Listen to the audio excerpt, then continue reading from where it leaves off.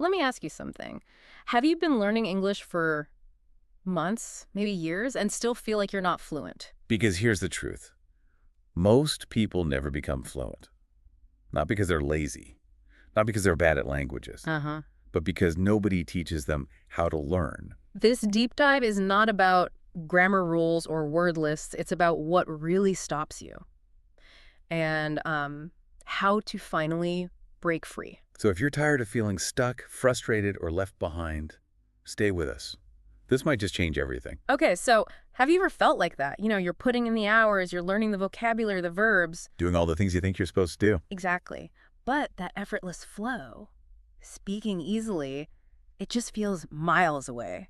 It's really frustrating, isn't it? So many learners feel this. It really is. And the common idea, the misconception is that it's about effort, right? Or, maybe you're just not good at languages. Right. But what we're seeing and what our sources suggest is that the real issue, the bottleneck, is often in the approach. It's the psychological side of things that often gets ignored. That's it. We're not just going to rehash grammar tips you've heard a million times before. Yep. Our mission here in this deep dive is really to uncover those hidden things, the mental hurdles, the strategies that just don't work, that keep people feeling stuck, even when they're genuinely trying. Think of it like baking a cake. You can have all the best ingredients, right? Flour, sugar, eggs. Mm-hmm. But if you don't understand the process, like how the oven works or the right mixing technique, well, the cake might not turn out great. Right. It flops. Exactly. Mm-hmm. And language learning is similar. It's more than just gathering words and rules. You need to understand how your own mind works with the language. Okay, let's unpack that a bit. Why does fluency feel so far away for so many people? What's the root of that feeling? Well, I think it often starts with this picture the end goal. Fluency becomes this huge mountain. Yeah, this massive thing. And you see native speakers up there at the top, just talking so easily. Perfect grammar, fast conversations. It looks, frankly, intimidating. It really does. And that feeling, that gap between where you are and where they are, it can just trigger that thought, can it? Like, why even bother? I'll never get there. It's almost like giving up before you start. Precisely. And then you add the fear of wasting time, putting in all this effort. For nothing. Yeah, or for just sounding silly when you try to speak. That fear is powerful.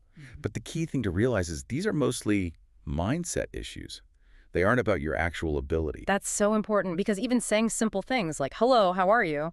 That's progress. Totally. That's a step. Yeah. But we overlook it because we're staring at that giant mountain. And think about this. If you have this deep belief, like I'll never be fluent, that belief itself can actually stop you from using the words you do know. Wow. It's like having tools in a toolbox, but being convinced you can't build anything. So the thought itself becomes the barrier.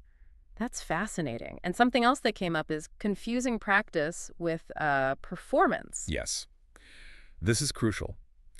Learners often feel they need to speak perfectly, even when they're still learning. Right, during the practice phase. Exactly. So every little mistake, every slip-up feels like a failure, like proof they can't do it, instead of just seeing it as, part of learning.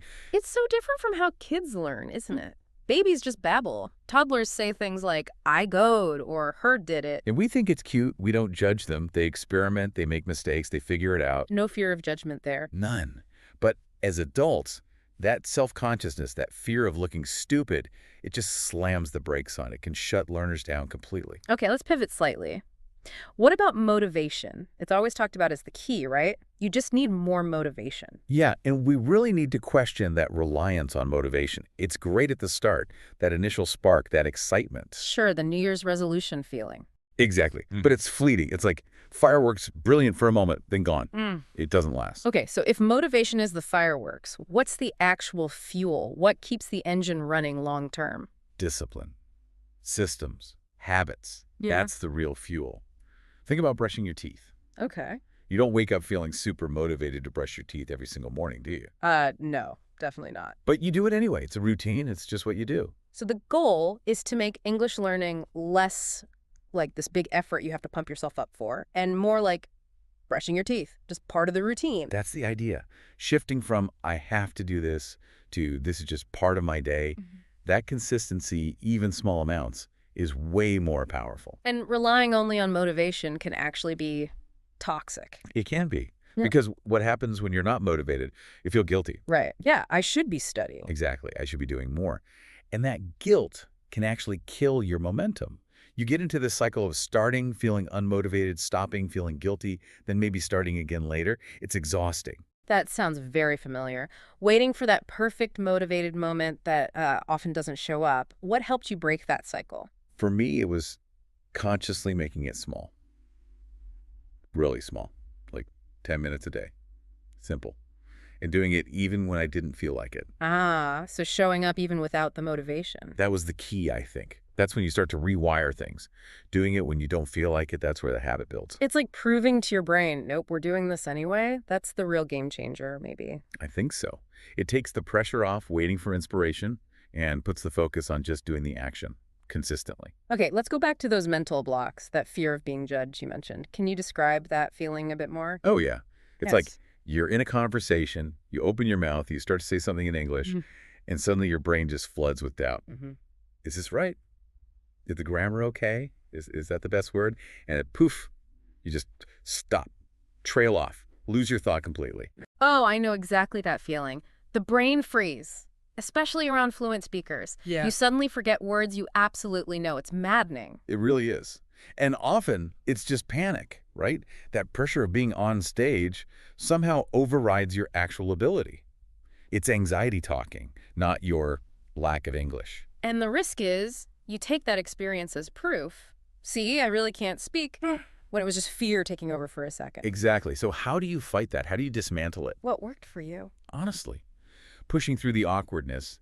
It sounds simple, maybe even counterintuitive, but you have to keep trying despite the fear. Lean into the discomfort. Yeah.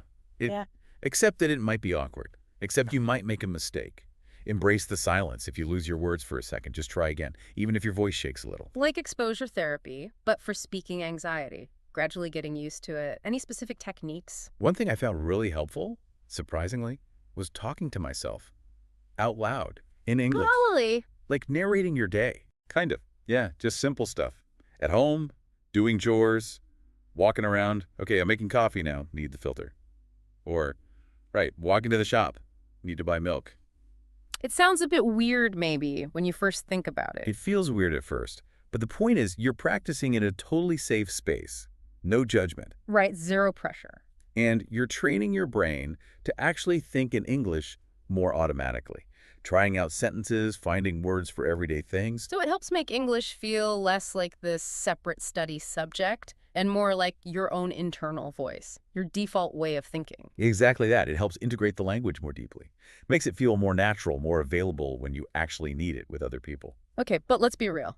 Life gets in the way, right? Work, family, just being tired. These are real obstacles. Oh, absolutely. Huge ones. You Yeah. finish a long day at work, maybe you have kids to look after, chores to do. The idea of then sitting down to actively study English can feel like climbing another mountain. Totally. I've definitely had phases like that. Just zero energy left. It's not about not wanting to learn. It's about feeling completely drained. And I think that's where we need to reframe, I don't have time. Often, it's not literally 0 minutes available. It's more like feeling too overwhelmed to use the small bits of time we do have.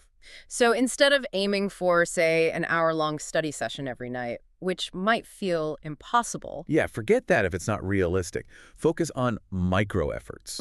Tiny bits of English integrated into what you're already doing. Like what? Give me some examples. Okay, listening to an English podcast on your commute. Using Duolingo while waiting in line. Thinking in English, maybe rehearsing phrases while you're in the shower. Yep. Watching a short YouTube video in English during your lunch break. Ah, so sneaking it in, making it part of the existing routine, not adding a whole new block of time. Precisely. It becomes less of a separate task and more just part of life. And those little bits add up. You think 10 minutes a day is really better than, like, a big 2-hour session once a week? Definitely. Consistency beats intensity almost every time for language learning. Short, regular exposure is way better for your brain than infrequent cramming sessions where you're probably exhausted anyway. Someone once told me to put sticky notes on things around the house, like refrigerator, microwave, window. Simple, but... It works. It's constant passive exposure, tuning your environment into a learning tool. Little reinforcements. And when you weave it into your life like that, fluency starts to feel less Like this impossible goal you have to strain towards? And more like a natural side effect of just living with the language around you. It takes the pressure off. Okay, let's talk about something fascinating. Knowing lots of words, understanding grammar rules, but still freezing when it's time to speak. Why does that happen? Almost always it comes back to fear. Fear of judgment, fear of embarrassment. It's usually not about lacking the knowledge. Right. It's that the emotional barrier stops you from accessing or using the knowledge you have in that moment. You mentioned a student who could write really well but struggled to order coffee. That's a perfect example. Exactly.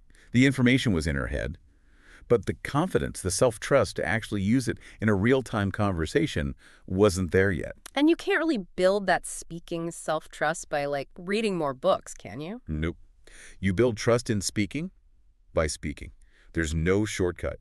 You have to open your mouth, make sounds, try the words out, even if they come out wrong initially. It's like that language gym idea again. You got to work the awkward muscles. You do. Expect it to feel awkward at first. Expect mistakes. That's how you build the strength. I mean, I've made so many silly mistakes. Yeah. I once very confidently asked for chicken sadness instead of chicken salad. Yeah. The look on the waiter's face. Laughter, chicken sadness. That's amazing. It's slightly embarrassing at the time. But you learn, right? I definitely know the word for salad now. Totally. I remember telling someone I'm boring when I meant I'm bored. Slightly different meaning.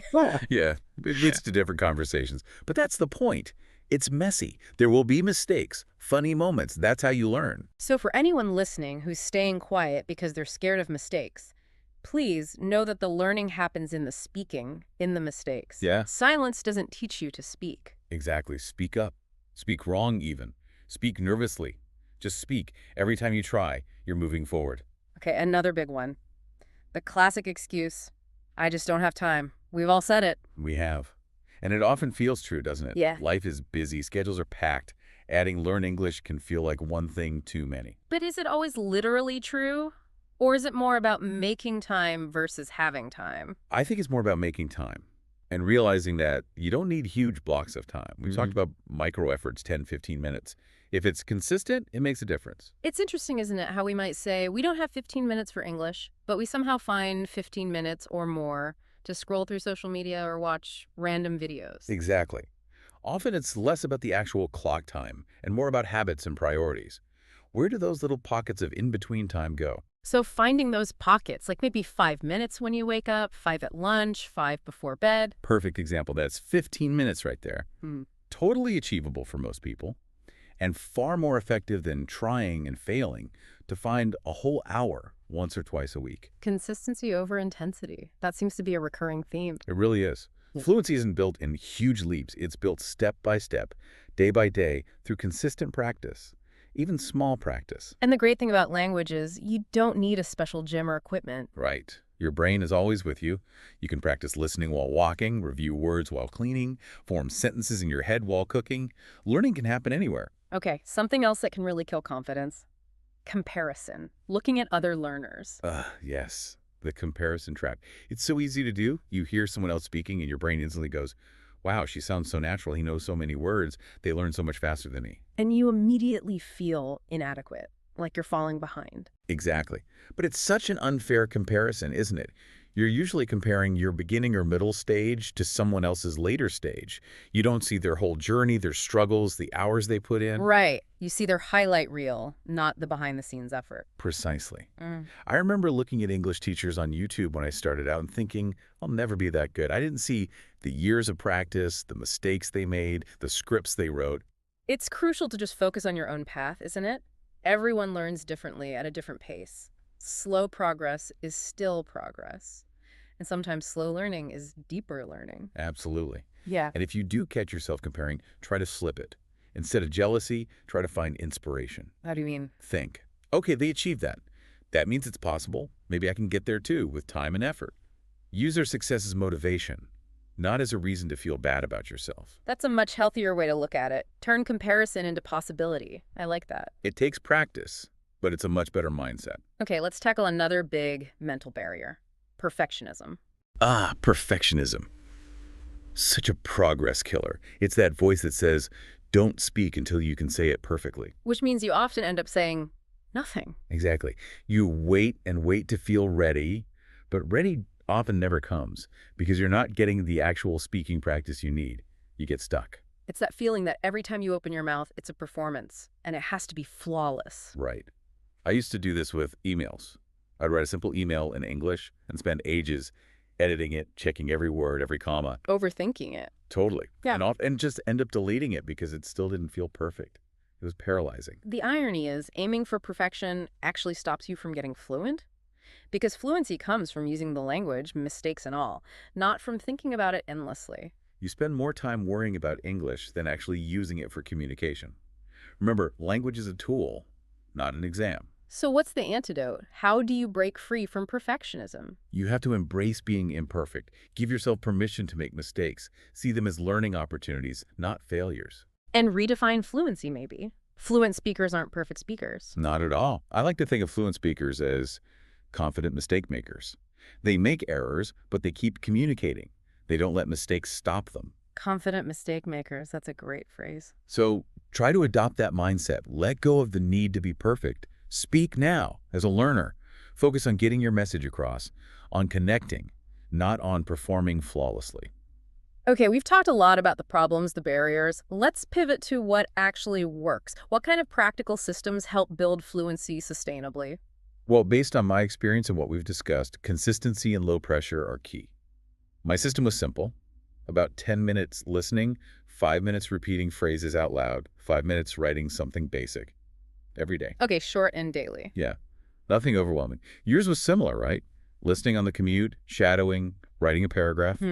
Integrating it into the day. The main thing was making it a habit, something I did automatically, without having to debate it too much internally. Keep the pressure low. Exactly. It's about volume over intensity sometimes. More repetitions, more exposure, more little interactions with the language, rather than trying to make every session super intense. And reviewing, going back over things you've learned before, that really helps build confidence, I find. Makes things feel more automatic. Absolutely. That review process is crucial for moving things from short-term memory to long-term reflexive use. So it feels natural to say. So, for everyone listening, the formula seems to be: find a routine that fits your life, keep it manageable, think small, daily chunks, and stick with it. Make it daily, make it small, and make it yours. That's probably the best advice. So here we are, still learning, still improving. It's a continuous journey, isn't it? Always. And hey, if you've listened all the way through this deep dive, that says a lot about your commitment. You're a real learner. Absolutely. And we really want you to take away this main message. Fluency isn't magic. It's not just for talented people. It's built, brick by brick. Through that consistent daily effort we've been talking about, showing up, even for a few minutes. And speaking, please keep speaking, even with mistakes, even when it feels awkward. Your voice is the key. Let English become part of your day, not just a study subject. Listen while you walk. Think in English in the shower. Watch videos at lunch. Integrate it. We genuinely believe you can do this. You can achieve fluency. But maybe the most important step is for you to start believing it too. Really believe in yourself and your ability to learn and grow. Thank you so much for joining us for this deep dive. If this resonated with you, maybe share it with another learner who might be feeling stuck. And let us know in the comments. Maybe share one thing you're going to try or one barrier you want to overcome. We'd love to hear from you. Until next time, keep at it, keep practicing. And keep talking. Remember, your fluency journey is already happening right now.